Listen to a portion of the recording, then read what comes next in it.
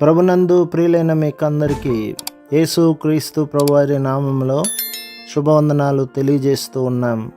ఎడారిలో సెలయేర్లు అనే దిన ధ్యానము కొరకై స్వాగతం. డిసెంబరు 1. కాబట్టి దేవుని ప్రజలకు విశ్రాంతి నిలిచి ఉన్నది. హెబ్రీ పత్రిక 4వ అధ్యాయం 9వ వచనం. అన్ని దిక్కులయందు వారికి విశ్రాంతి కలుగజేసెను.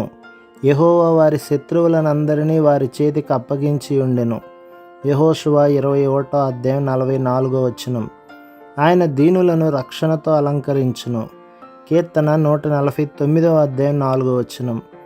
ప్రఖ్యాత క్రైస్తవ సేవకుడు ఒక ఆయన తన తల్లి గురించి చెప్తుండేవారు. ఆవిడ చాలా కంగారు మనిషి. ఇలా కంగారు పడడం, ఆందోళన చెందడం పాపమని గంటల కొద్దీ చెప్పి ఆమెను ఒప్పించడానికి ప్రయత్నిస్తూ ఉండేవాడు. కానీ ఆవిడ దిగుళ్ళు తీరలేదు. లేనిపోని బాధలు ఊహించుకుని దిగులు పడేది. అయితే ఒకరోజు చిరునవ్వుతో ముఖం వెలిగిపోతూ కనిపించింది ఆమె. ఏం జరిగిందని అడిగాడతడు. రాత్రి తనకో కలొచ్చిందని చెప్పింది ఆమె. కలలో ఆమె ఓ రోడ్డు వెంట వెళ్తున్నది. ఆ దారి వెంటే చాలామంది భారంగా కాళ్ళీడ్చుకుంటూ వెళ్తున్నారు. వాళ్ళంతా తమ వీపుల మీద నల్లటి బరువైన మూటలు పెట్టుకొని నడుస్తున్నారు. చూడడానికి అసహ్యంగా భయంకరంగా ఉన్న దయ్యాల్లాంటి జీవులు వాళ్ళు మోసుకెళ్లేందుకు ఆ మూటల్ని అక్కడ పారేస్తూ వెళ్తున్నాయి. మిగతా వాళ్లలానే ఆమె కూడా ఆ అనవసరమైన బరువులు మోసుకుంటూ వెళ్తున్నదట. దయ్యాల బరువులకి కృంగిపోతూ కాసేపటికి తలెత్తి ఒక మనిషిని చూసిందట. అతని ముఖం దయతో వెలిగిపోతున్నది. అతను అటూ ఇటూ పరిగెడుతూ ఆ మనుషుల్ని ఏదో చెప్పి ఓదారుస్తున్నాడు. చివరకు ఆమె దగ్గరకు కూడా వచ్చాడు. ఆయన తన రక్షకుడని ఆమె గ్రహించింది. తానెంత అలసిపోయానో ఆయనకు చెప్పింది.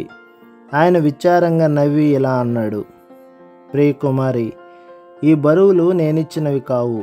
వీటి అవసరం నీకు లేదు. ఇవన్నీ దయ్యం ఇచ్చిన బరువులు. అవి నీ ప్రాణాలు తోడేస్తున్నాయి. వాటిని పడేయి. వాటిని ముట్టుకోకు. అప్పుడు నీ దారి తేలికవుతుంది. రెక్కలు కట్టుకుని ఎగిరిపోయినంత తేలికగా ఉంటుంది. ఆమె చేతిని తాకాడాయన. వెంటనే ఆమెలో శాంతి సమాధానాలు చోటు చేసుకున్నాయి.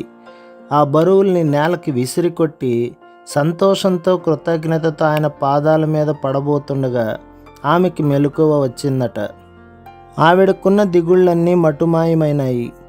ఆ రోజు నుంచి ఆమె జీవితాంతం ఆ కుటుంబం అంతటిలోనూ ఆమె అందరికంటే సంతోషంగా ఉండేది. రేయిలో సంగీతం నిండిపోతుంది. దినమంతా వేధించిన బాధలు తోక ముడిచి పారిపోతాయి. ప్రభు మిమ్మును, మీ కుటుంబమును, మీ సంఘమును దీవించి ఆశీర్వదించునుగాక. ఆమేన్.